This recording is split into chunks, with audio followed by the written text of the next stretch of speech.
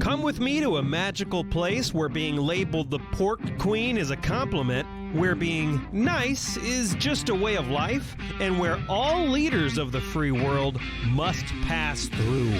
Welcome to Iowa. Whether you're a current Iowan, an Iowa expat, or an Iowan at heart, this show is for you. This is the Iowa Podcast. Real Iowans, real talk, no drama.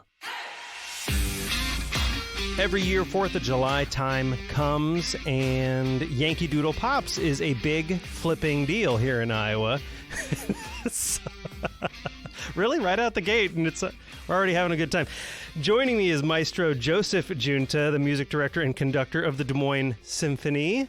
Thanks for coming on the show. Let's talk about that. It's a pleasure. I'm always happy to hear from you, Justin. Last time we interacted was during the WHO radio days on a weekend show there, and it's been a little while. And this year is important. The Pops are great every year, but this year is especially important because, I guess I'll let you tell everybody. Yeah, it's the 30th year, believe it or not. And I don't know where the time goes, but my dad always used to say that the older you get, the faster the time goes. And I never understood that until I look back, and now this is my 35th year in Des Moines, so it's a long time. But I love to tell the story, Justin, about how Yankee Doodle Pops started, because it was really one of those things. When I first came to Des Moines, the orchestra was the epitome of sort of the stuffy and arrogant classical music thing, and it played all its concerts in the Civic Center. It was a very, very decent orchestra and potentially had a lot of growth involved. But I used to use Des Moines as an example of what not to do in terms of really when I would go elsewhere and be, when you guess.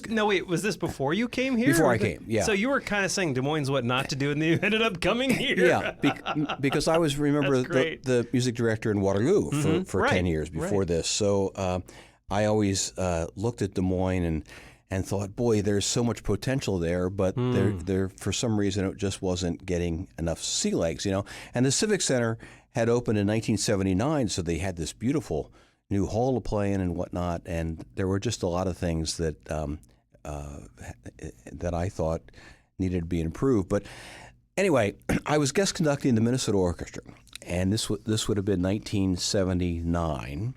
I had conducted around the world. I had conducted the Chicago Symphony, and the Minnesota Orchestra hired me in the summers for 6 weeks to do a lot of concerts, outdoor concerts, pops concerts, classical concerts, and so on.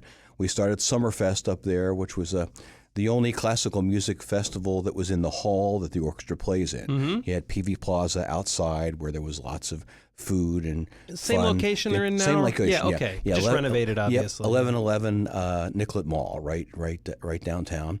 And the hall in those days sat 2,200. So we did 2 weeks of concerts, and they sold out, and it was great. It eventually expanded to 6 weeks. Now it's, I think, 8 weeks. But anyway, I'm doing these concerts, and one of the concerts that I was hired to do was a 4th of July concert on the St. Paul Capitol steps. And a festival called the Taste of Minnesota had just started. That was a food festival. And somebody, the IDS people, the IDS Tower had been built 10 years earlier, and they wanted a high-profile event, so they sponsored this concert.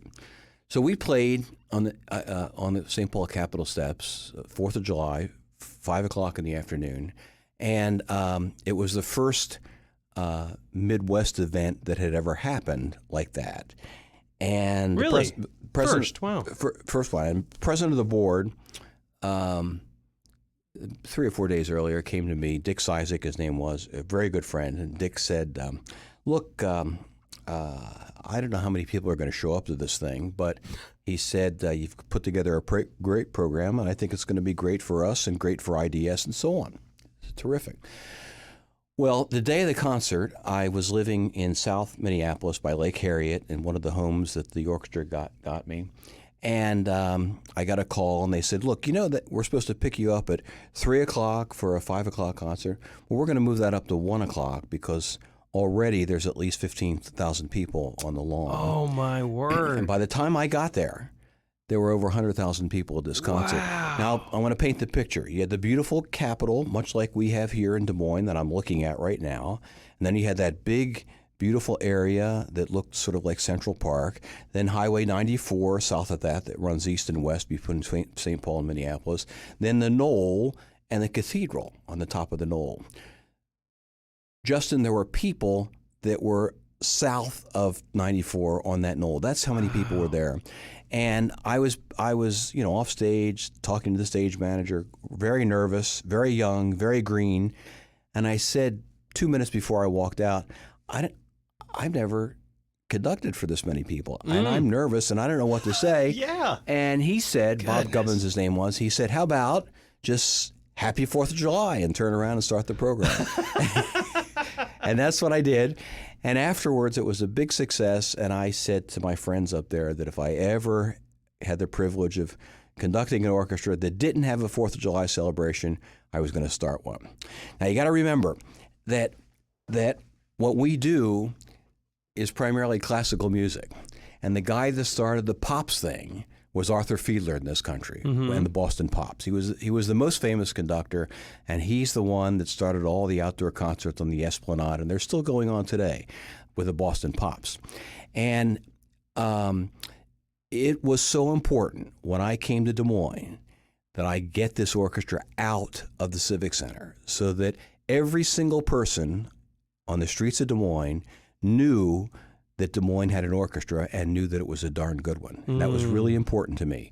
So in the early days, the very first concert I conducted was outdoors at Living History Farms. Really? And about 5,000 people showed up. It was the largest crowd that the symphony had ever played for. We did that for a couple of years, and then somebody pointed to downtown and said, wouldn't it be great to have a downtown concert? And the first year we did it here, 30 years ago, 20,000 people showed up again. The biggest crowd I ever had in front of the Des Moines Symphony. Simon Estes, the great opera singer, sang with me. And from that point on, it just kept building and building and building, and we moved it to different spots, but now it's really something we can all be proud of. I guess I assumed, I'm probably forgetting here, that it's always been on the Capitol lawn, but it hasn't? It's moved around a little bit? No, it's always been on the Capitol grounds. But we were on the steps of the Capitol. We were on Finkbein. We actually were reversed several years in the early days. So that people could look at the Capitol. At the Capitol, right. That didn't work so well because you're on the rake and people fall over and whatnot. And people can't see. That's right. Yeah. So we finally thought, well, not only is the Capitol beautiful, but the sun going down in Des Moines, and the fireworks. It's so cool. So it's grown, one, to be the largest live concert in the state of Iowa. That's very cool. I was going to ask you about that. Yep.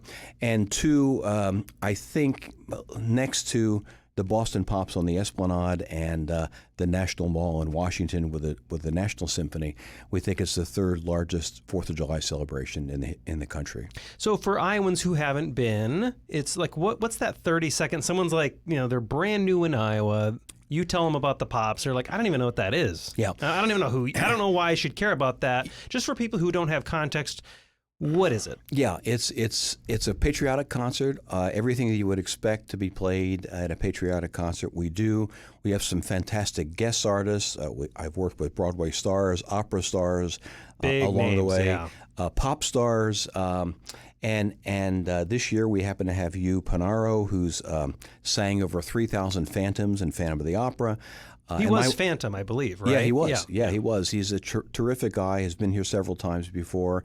And my wife, who's an opera singer, is also going to join him to sing a couple duets, which is going to be great fun. So that's going to be a wonderful addition to our concert. But, the typical 1812 overture, the fireworks, the Stars and Stripes Forever, we salute the armed forces. This is something that is very important to us, that we have people from virtually all over the state and Midwest come in, have their family reunions, celebrate their fathers, their grandfathers who served our country, and it's really quite a touching moment in our concert. But it's for everyone. We want people to bring families. They bring blankets, lawn chairs. There's food trucks.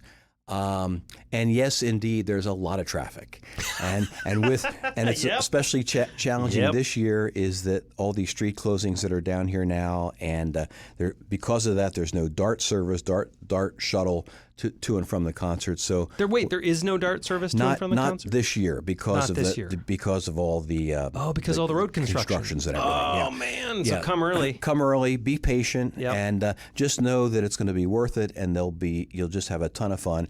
Most of all, Justin, it's free, and we're really grateful for that. That's important to me, and it's important to our organization that we try to break down as much of those barriers as possible to be certain that people are exposed to great music. How do you pull that off? Because I'm assuming sponsors are involved in this, because it's not as simple as you just come and set up on the lawn, because it requires power, it requires crowd control, it requires a bunch of musicians coming. Even if you were to eat the cost, there's still no way. Even if the musicians worked for free, I'm assuming you have sponsors throwing a lot of money at this to make it happen. We do, and you're absolutely right. We although the city is generous in terms of the security and whatnot that we need, the traffic control, we have things like porta potties, trash control, emergency security. I mean, there's all that stuff that goes on. We bring in a big 60 by 40 stage from Omaha for the orchestra. Oh, that's right. That thing is massive, isn't it? Yeah, we've got a company that comes in that puts up lights that's specifically for concerts and whatnot. Yes, I didn't even think about that. So there's and we bring in our own sound guy, and that's important because don't forget we've got people sitting down by the river, and even as far as these parking lots, they camp out there and then hang out of these parking lots and listen to the concert. So it's a lot of expense, but we've got some very generous people here and businesses that help sponsor. I actually have a parking hack, which is come early. That's the first part. Come early. Because it's a beautiful moment, just sitting there, hanging out. And here's my biggest parking hack of all. You see all the suckers that try to dodge out early? That's a fool's errand. You miss part of the show. You're probably not going to beat the crowd anyway. Yeah. Don't do that. What I do when I come, I just hang out. Yeah. I just relax. I watch everybody filter out. Yeah. And when you do it that way, it's actually kind of surprising how quickly everybody moves out. Yeah. You know what I mean? We see a lot of people, we usually walk down to the hotel. We stay at a hotel, and a lot of people fill in the bars and the restaurants and whatnot. So it's a lot of fun. That's a good point. And, the other thing that I was going to say, Justin, is that, this concert started 30 years ago, and Des Moines was a different place than it is today. Right. Well, the East Village specifically was more run down. It wasn't that great. Absolutely. And, there weren't as many upscale restaurants as there are, not bars and so on. So the only thing that really brought people downtown in those days was the John Ruan sponsored race car. Remember that? They turned downtown the Grand Prix. And that happened for a couple, 3 years, I think. Gosh, and I don't remember. That was a big deal, right? Where people came down, but for the most part, people came to downtown Des Moines to work, and then they went home. And weren't a lot of people living here, so this was one of the very first events, other than the Grand Prix, that helped attract people downtown. And then lots of other stuff started to follow, including the wonderful arts festival that's happening, and all the ethnic festivals that go on and so on. So we like to think that we help the economy and attracting people downtown when we do this concert. I got to ask, you mentioned the fireworks, which is really cool. You still do the cannons, right? We do. Yeah, that's something that's a little bit shocking when the first time you hear it. We have 5 howitzers, and and believe me, I've been conducting the 1812 overture. I don't know how many performances I've done of it, and I know exactly where those cannons are going to. But it still scares the daylights out of you, and you just can't possibly anticipate it. You know it's going to happen. You say, "I'm ready for it," and it happens, and the earth shakes, and it scares the daylights out of you. Now, do you time the cannons with the music? Yeah. I need to know, because how do you do that? They're not. I assume people with the cannons are not on the stage, obviously, because they blow all the musicians' eardrums out. Are they watching you direct? How do you get this timing? I can't imagine that's easy. Yeah, it's not easy. In the score, there's exactly 9 cannon shots, and there's certain times that they're supposed to happen. Right. So, and you're right. They're so far away from me that if I cue them or something, they're not going to be able to see me. So we have a person that's standing right next to the one of the Army guys, I guess, that gives the cues for these cannons. And this person reads the music, and she's the one that says, now do this. In Boston, where Fiedler used to have a big red button that he'd push. Are you and, serious? Yeah, and this contraption was connected to that's amazing. All the churches in around the Esplanade. There must be 30 churches in this area for their bells to ring, and all the cannons. Oh my word! So he pushed this thing, and you'd think that the place was going to explode. I mean, it was amazing. When are you getting one of those? Yeah, wouldn't that be great if, right in the song, you pull back this glass cover? Yeah. It's a giant comedic button, and you smash it. You know what we use? Our telephone. With the telephone, Rachel's on the line, that's not as fun. And they say, "Hey, it's ready," so we do it. That's not as fun. No. You mentioned the patriotism aspect, serving the military, honoring the military, which of course I appreciate. My family was in the armed services. Have you seen, sometimes there's the news and we see patriotism fading a little bit, but that doesn't necessarily reflect reality all the time. Have you seen pretty level patriotism at these events? It's pretty much the same, or is that dropping off a little bit? It's a very good question. I'll give you my personal opinion on that and my personal story. I lost 2 uncles, 2 of my mother's brothers in World War II, wow. Both at the Normandy, invasion of Normandy. And you can imagine, she had 7 brothers and 3 sisters. You can imagine a priest and an Army colonel coming to their house, knocking on the door and saying, not 1, but 2 of your boys have been killed. That's incredible. So my parents were both loved our country, and there wasn't a day that they didn't have a flag flying out and whatnot. So they were, and honestly, I don't know whether they were Republican or Democrat. I don't know. Never asked. It didn't dawn on me, but they were incredibly patriotic. I grew up in the Vietnam era. I had some friends whose lottery number was a lot lower than mine that were lost there. And to be honest with you, if my lottery number had been low enough by my local draft board to be called to service, I would have probably moved to Canada, because at those days, that's how you just sort of felt about that war, So I can't, to be perfectly honest with you, I didn't understand what patriotism actually was until 9/11. And my 2 children, my daughter was 7, my son was 4. I can vividly remember that day, getting them ready for school and what happened. And at that point, there was this unbelievable surge of patriotism in this country. Yep. I've never seen so many flags and so many people honor our country and talk about the people that were killed, those 3,000 people that were killed in New York City. That struck a nerve with me, and that I thought, this is the way it's supposed to be. This is the way it must have felt like in World War II when people were coming home from that war. So, when we do this, it's incredibly genuine.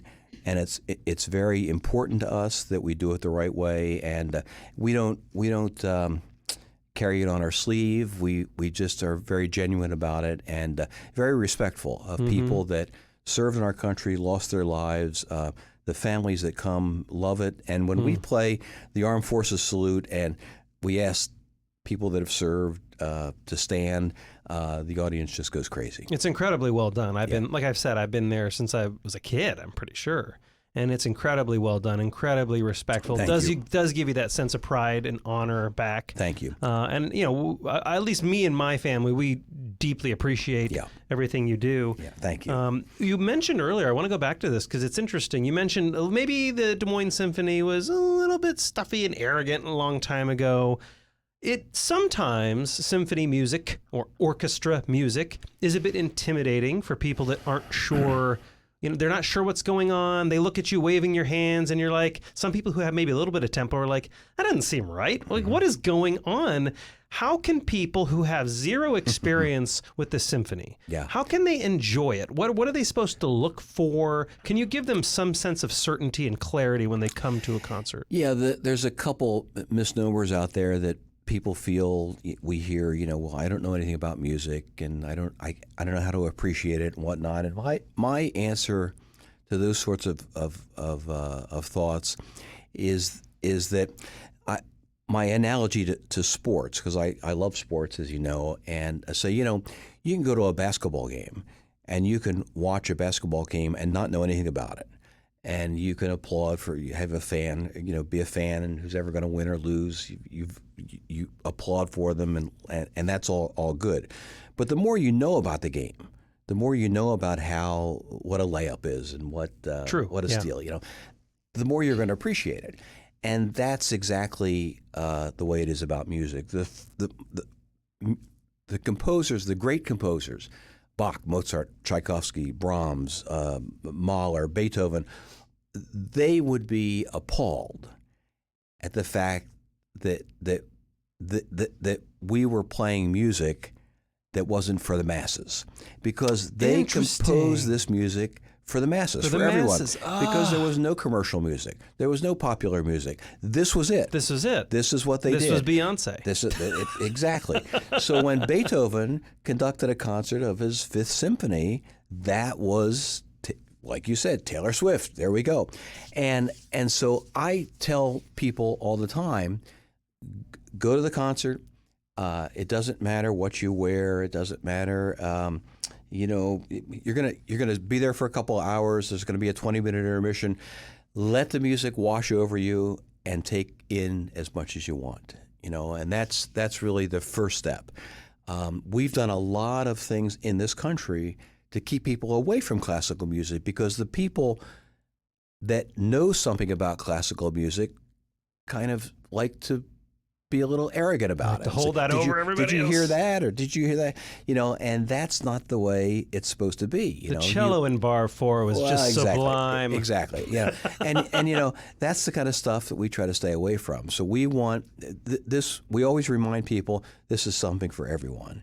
And obviously, there's going to be people that like it, some that don't. That's just life, And my feeling is that if you expose kids like we do at our Symphony Academy, we've got 600 families there, lots of students.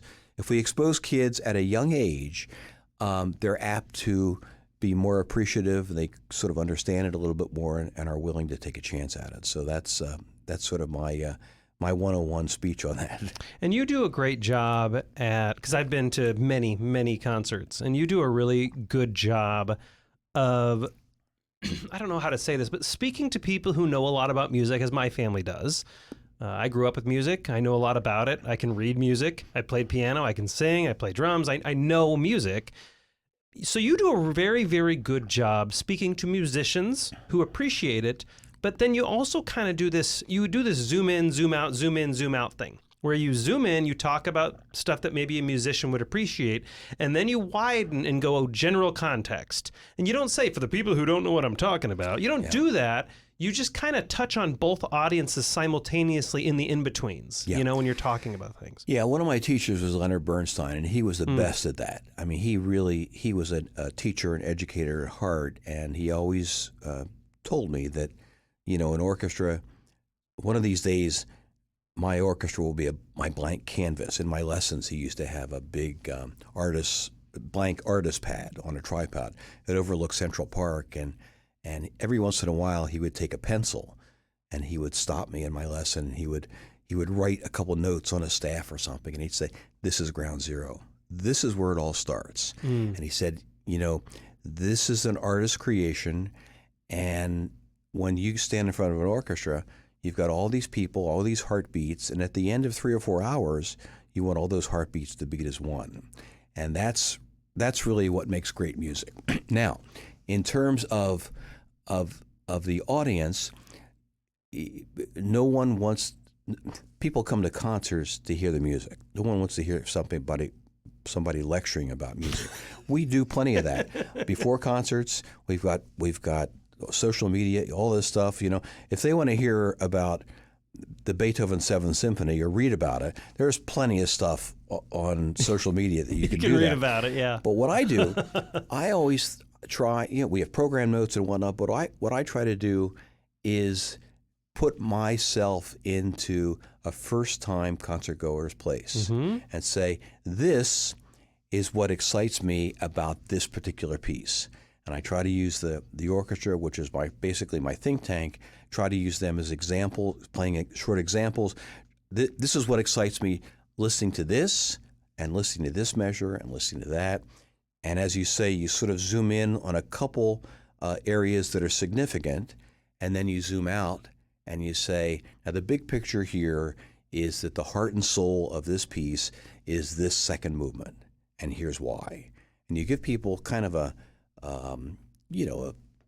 3-minute overview of what the piece really means. I never talk about the notes on the page or the playing quality or any of that stuff. It's all about the story and the inspiration that the composer, what inspired the composer to write an F sharp and not an F natural, and what story is that supposedly telling. That's what interests people. And once we get that going and they start thinking about it, they think, oh, now I'm starting to understand it a little bit. Let me just say one more thing, Justin. I've been doing this for now almost 50 years, and there's not a day that goes by that I don't study 3 or 4 hours. I'm studying more now than I've ever studied in my life. The same exact questions that I have when I was in my 20s, I have today. It's just that I want better answers. I want deeper answers. That's what great art is, and that's what we try to do in the Des Moines Symphony. Every time I conduct a piece of music that I've conducted 50 times, I buy a new score, because that reminds me that I look at the piece through new eyes. It reminds me that I don't want to do something just because I did it the last time.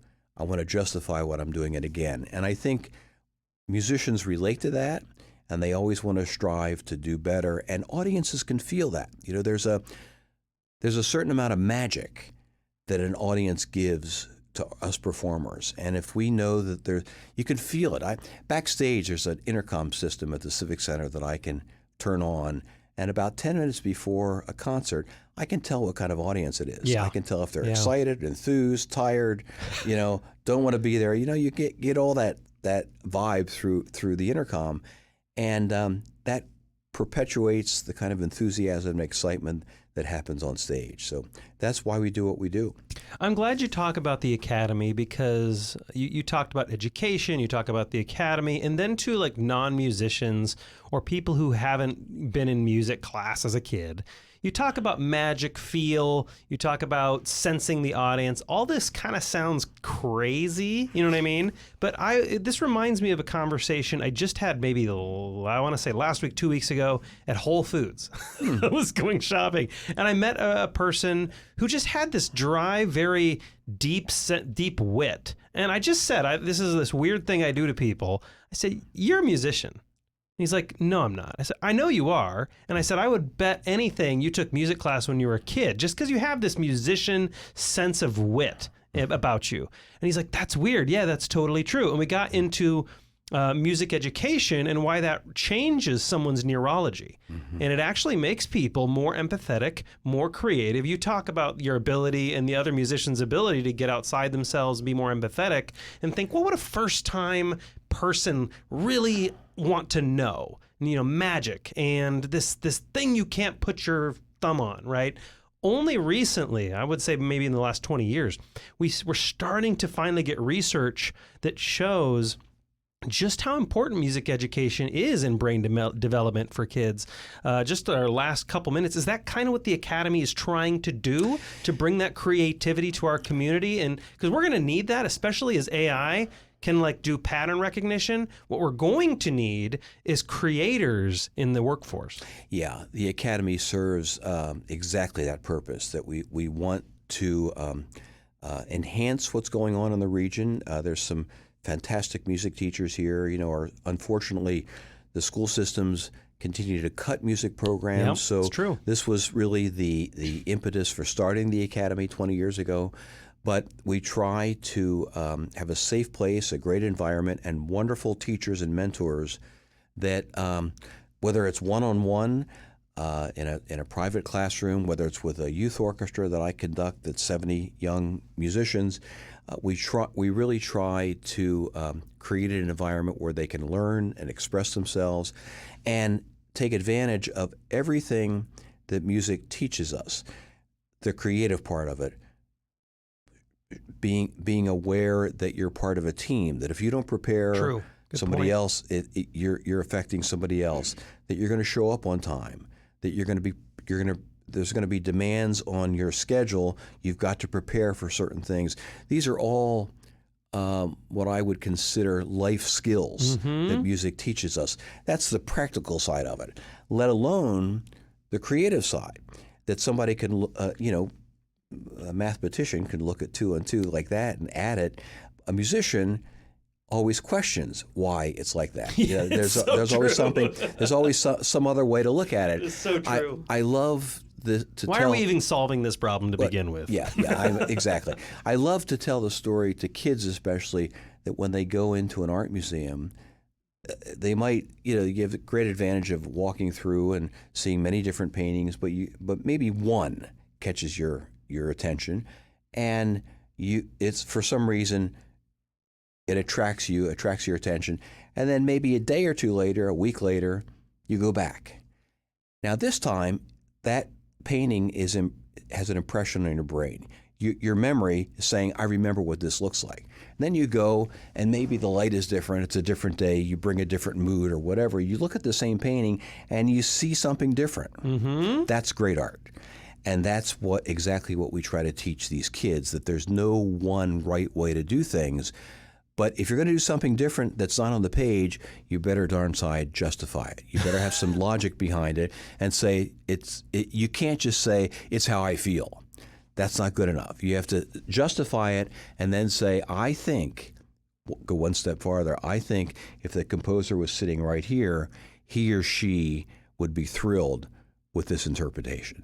That's what great art is, and we try to instill that and mentor that in our young people as early as 3 and 4 years old. Absolutely. Absolutely. Maestro Joseph Giunta, music director and conductor of the Des Moines Symphony. The Yankee Doodle Pops is free. It's at the Capitol Grounds in Des Moines, and it's July 3rd. By the time everybody is listening to this is July 3rd today, so get your stuff together and get down there. Yep. 6:30, the Des Moines Symphony Academy Youth Jazz Orchestra and the Turner Center Jazz Orchestra from Drake. 6:30 it begins. The concert starts at 8:30. Excellent. Thank you so much for coming on the Iowa Podcast. I really appreciate it. It's my pleasure. Thank you, Justin. And to my fellow Iowans, Iowa expats, and Iowans at heart, thanks for listening and subscribing to the Iowa Podcast.